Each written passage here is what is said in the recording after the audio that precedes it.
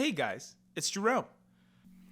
In this video, we're going to take a look at how to fix TikTok notifications that aren't showing. It's pretty quick and easy, so let's jump right in. First, we're going to go to TikTok. Then we're going to go to Settings and Privacy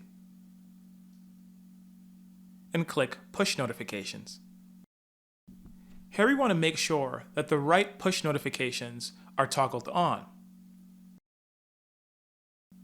Once we go to Settings, we're going to go to TikTok, and then we're going to go to Allow Notifications and make sure that Allow Notifications is on,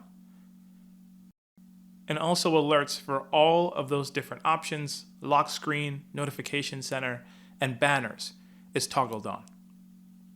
Hope this video was helpful. If you have any questions or concerns, let us know in the comments below. And as always, don't forget to like and subscribe.